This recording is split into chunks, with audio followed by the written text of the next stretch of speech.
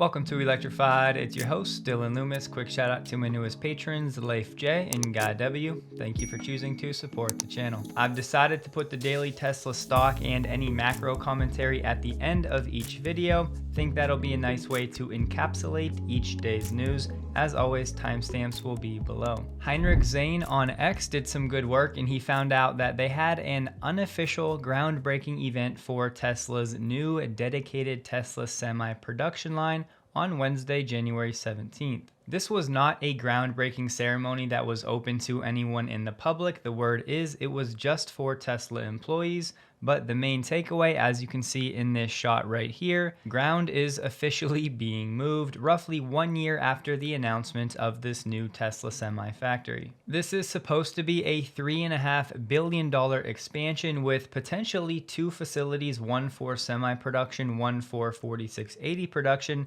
and it's supposed to add around 4 million square feet. The official guidance on Tesla semi-production in volume has always been toward the end of 2024, so hopefully we see progress move quickly over the next few quarters and they can hit that goal. Sawyer shared a walkthrough of what you actually see when you go to place an order for a Foundation Series Cybertruck. I just wanted to highlight the range extender is estimated to cost $16,000 and they're saying production should begin late 2024. Alexandra has been doing a great job on X checking with Tesla careers and new job postings. Here she shared one for a radar signal processing engineer. Just wanted to add two things. One, remember if Tesla adds back a radar to the vehicles, it's most likely going to be a high definition radar, which is actually very different than what they used to have. That would presumably be for exterior purposes, but right now Tesla does actually have an interior cabin radar for occupant sensing. I think the most important takeaway with this one is that behind the scenes, Tesla is still testing and developing new algorithms for multiple different sensing technologies, including radar, ultrasonics, GPS, and IMUs to enable autopilot features. So just because they're testing and developing, maybe cross-referencing different technologies, does not mean that these will definitely end up in a Tesla vehicle, although many indications have pointed to Tesla bringing back an HD radar at some point. Some Tesla hardware for vehicles over the past year did end up with this HD radar that's called Phoenix, but it was mostly just S and X vehicles, and as far as we know, new Model Ys do not have it. Alexandra also highlighted 30 new dojo jobs for Palo Alto, California, at least some of which are new in the past week. Between those new jobs at Palo Alto and what we've heard that Tesla is working on a bunker-like structure at Giga Austin,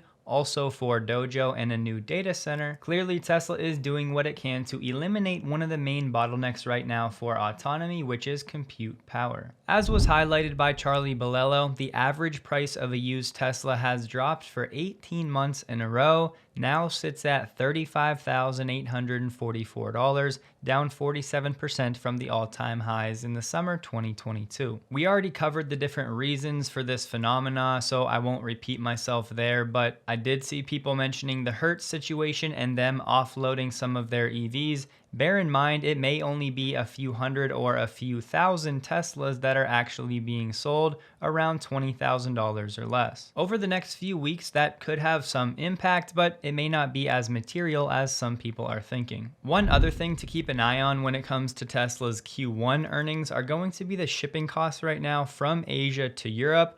Already with what's going on in the Red Sea, the prices have effectively doubled in a very short amount of time. Just last week, we talked about how an industry expert was saying there's no real end to this fighting in sight at the Red Sea, so something to keep an eye on. As Sawyer pointed out, if you're looking at a 3-year lease for a Model Y, right now Tesla has roughly 8% cheaper Model Y lease options. The monthly prices are down anywhere from $20 to $39 per month, and this is with only $3,500 down compared to $4,500 before. Autoline just put out a really good video with the CEO of Caresoft. If you're not familiar, think of them like Monroe Live. They do teardowns and they mainly focus on the design of vehicles. They've bought Model Ys from all different factories around the world. They've been studying Tesla closely now for many years, and they talked direct to some of the biggest OEM players in the industry, and we got some great insight. Going back to first principles, and when we look at, let me give you an example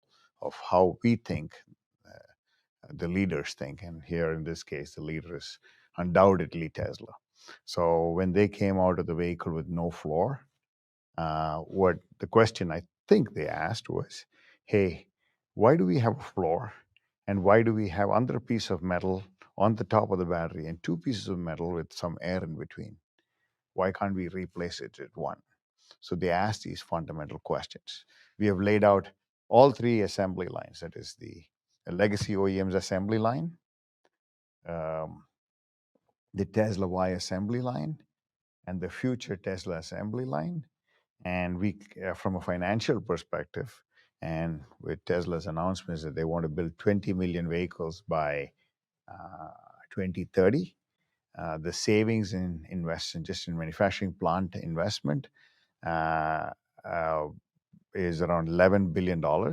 And that's based on the amount of equipment that they have purchased in Austin, which they have filed with the county in Austin for their manufacturing, for their building permits. We've talked in the past, and Tesla has said in the past, how this new unboxed manufacturing process is going to save Tesla billions, but it's great to hear an unbiased third party saying the same thing. Matthew, the CEO, was saying how there are some OEMs that are eager to work with Caresoft and to buy the data from them to try to learn what they need to do to compete with Tesla going forward. He also said there were a number of OEMs that don't even think the unboxed method is going to be possible, and understandably, with that framework, they're reluctant to even try it. Matthew also reiterated Tesla's advantage when it comes to having greenfield sites, meaning they're oftentimes starting with brand new manufacturing footprints, not having to deal with a brownfield site, which is an existing plant. Right now, Caresoft is in the process of trying to figure out, do the modeling and the simulation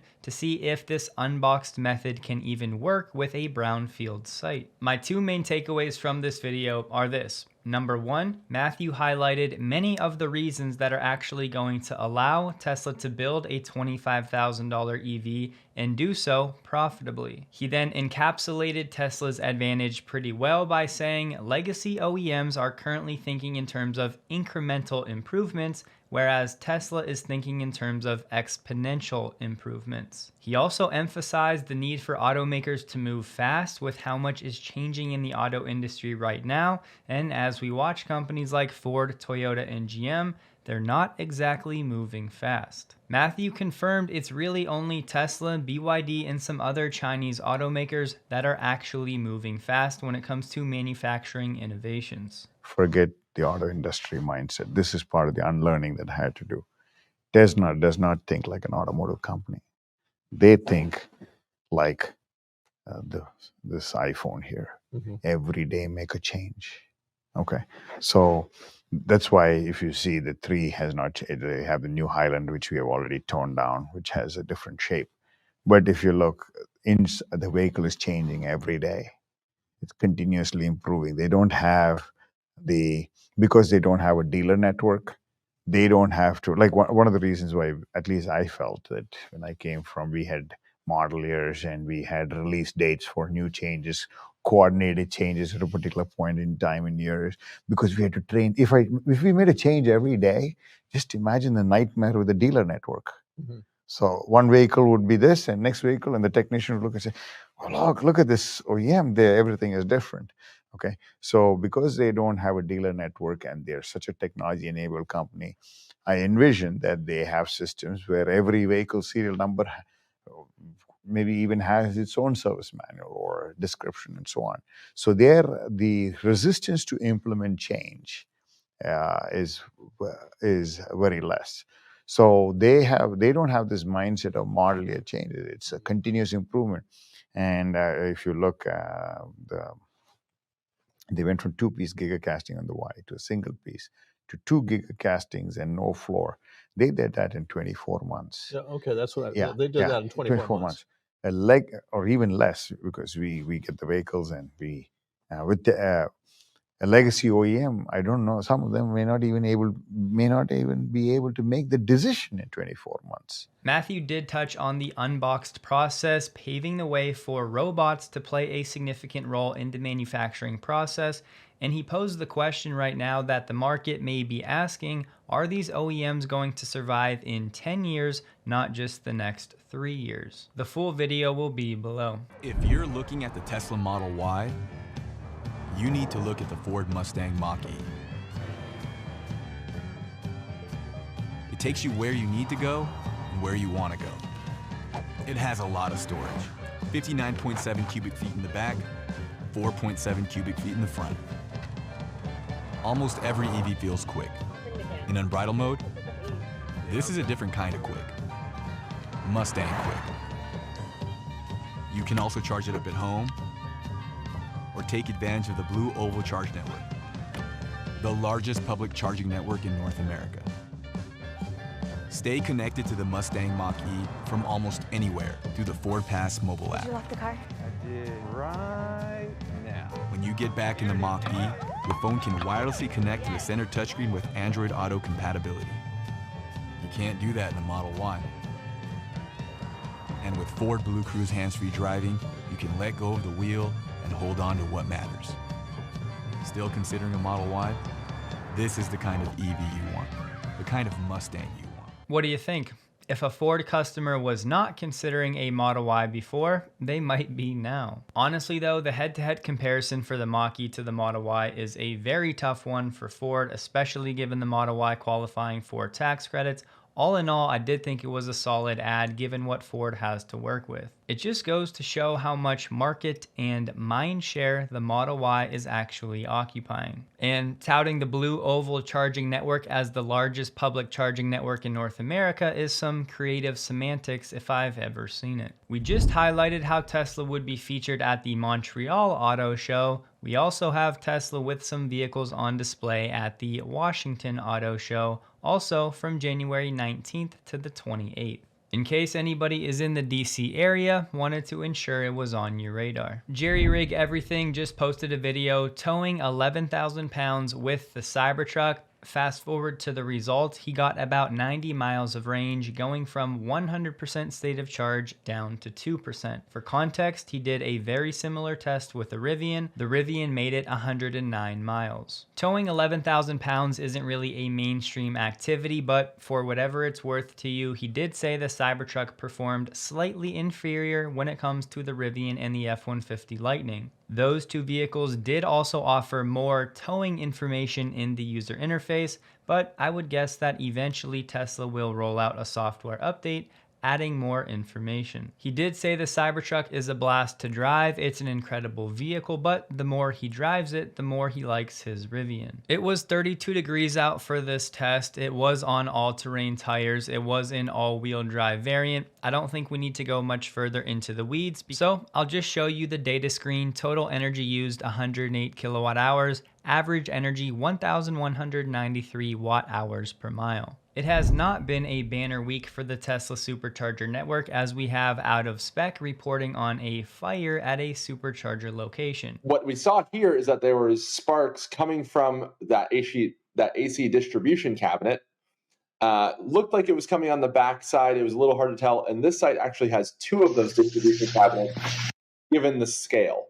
So many sites will have one, and you can see kind of arc flash. It's really hard to tell exactly what's going on, but it looks like something shorted out. You're getting that arc flash. It's impressive that they caught it unless it kept arcing, because normally you would just get kind of one boom and then that would be it, unless it kept making contact and kept sparking. It's hard to say exactly what happened, but maybe something worked its way loose. With thermal expansion and contraction, you can have things that work loose over time. And a lot of times those incoming connections are coming in from the bottom and then they're just clamped. In theory, those should never come undone, but you would have gravity working against you if they did get loose, and then you could potentially have an arc event. An incredibly rare scenario, but it was with a cabinet, not an actual dispenser or stall. Cadillac just announced that their halo vehicle for EVs, the Celestiq, has begun production. They've started building one of these units. They're only going to make between 100 and 150 each year. They have yet to begin any deliveries. These vehicles start at $340,000, but are going to go way up from there due to the level of customization that they're allowing customers. They'll have 111 kilowatt hour packs, 0 to 60 in 3.8 seconds. I've seen it argued out there that GM is doing this to build up some margin in their EV portfolio. Even if they get 40% margins on this vehicle, if the ASP is about $500,000 times 150 per year, that's $75 million in revenue per year. Slap a 40% gross margin on that. That's only $30 million, so I'm not sure that really checks out. This might just be a brand builder. Or just a terrible decision all around. On the design, certainly not my cup of tea. This one from Ford is not news, just official confirmation. They're scaling back F-150 Lightning production. They're also moving some employees from the Rouge plant to actually ramp up production of the Bronco and the Ranger. They confirmed rather than the original 3,200 units they were planning to produce of the Lightning, they're dropping it down to 1,600 per week for 2024. Farley said, "We're taking advantage of our manufacturing flexibility to offer customers choices while balancing our growth and profitability." He did mention these vehicles having access to Tesla's supercharger network beginning this quarter. Ford will continue to match production to customer demand. In line with this, Ford is cutting 2/3 of the jobs at the Michigan plant that builds the F-150 Lightning. In April, Ford will make 1,400 workers from Rouge either retire or move to other facilities. Stellantis plans to launch 8 EVs on a flexible new platform through 2026, starting in North America this year with Dodge and Jeep. Other brands that'll use this platform, Alfa Romeo, Chrysler, and Maserati. The platform, dubbed STLA, will accommodate very different ground clearances for off-road and highway usage of the different products. They say the platform can house a sedan, an SUV, a crossover, getting up to 500 miles of range. It'll be on a 400 or 800 volt architecture, and they will have both hybrid and ICE vehicles on this platform. What's that saying about jack of all trades, master of? They're also talking about securing 400 gigawatt hours of battery capacity, a massive number, from 6 different plants in North America and Europe. Carlos Tavares, the CEO, said Stellantis must avoid being caught in a price cut bloodbath which would destroy its profitability. "I'm trying to avoid a race to the bottom, which means yes, I need to keep on making money to invest in more efficient solutions to reduce the cost of EVs for our middle classes to be able to pay for them at a price where I can make profits." Some good reporting from Nicholas on the Tesla Sweden situation. Tesla has found a way to use replacement plates in a way where the customers don't actually have to order these replacement license plates. Tesla can do it themselves. So if PostNord continues to not deliver the actual plates, Tesla has found a workaround. The Swedish transport agency said this has never been done before, this new loophole, and they were going to review the rules, but they just announced they are not going to investigate the matter further. Tesla still solving problems, thinking outside of the box. The TLDR of this one, a judge is criticizing Tesla for Tesla asking for an arrest warrant because this individual is breaching a court order and actually leaking Tesla documents, some of which are reported to have Elon's social security number on it. But apparently an arrest warrant is not the traditional method for proceedings like this. Tesla said the company was gravely concerned that this individual was going to continue defying this court order and continue to leak these documents on different social media platforms. The judge, Beach, said Tesla had obvious remedies, including requesting that Meta and Google and other platforms actually remove each individual post that this person is making. Translation, Tesla would basically have to play the whack-a-mole game every time this person leaks something. If you followed Tesla for a while, you may remember this individual's name, Keith Leach. He's done wild things like this before. As the kids would say, this guy is sus. Just a heads up, the new Model 3 Plus owner's manual for North America is officially published. I'll have it linked below. Same story for the parts catalog. Just one anecdote from somebody on Reddit, but when it comes to the supercharging situation in Chicago, they said, the issue I think is the 250 kilowatts are using liquid coolant in a water-cooled jacket. Tesla did not anticipate the temperatures in the area being significantly below average, and the coolant blend in use froze solid, killing the flow rates and causing a safety limp mode. They observed 17 kilowatts from those chargers, but did not stay longer than 30 minutes. The cables were stiff, but after working them for a bit, they were fine. Thus, different coolant blends could be one more small part of this story. Spotify has officially confirmed in a forum that playback of certain podcasts is currently not supported in Tesla cars. They have, however, passed this on to their team so they can investigate further. They recommend keeping the app up to date to ensure you get the latest features and fixes as soon as they launch. Another Reddit user has created a custom library of new Tesla lock sounds, as we now have that optionality. I'll also have this linked below. Your Tesla is locked, sir. Sentry mode activated. Let's go! And yes, he said you can also request your own custom sound. The Nasdaq ended the day up 1.7% and Tesla ended the day up 0.15%. Another slower volume day, about 7 million shares lower than the 30-day average. I hope you guys have a wonderful and a safe weekend. Please like the video if you did. You can find me on X linked below, and a huge thank you to all of my Patreon supporters.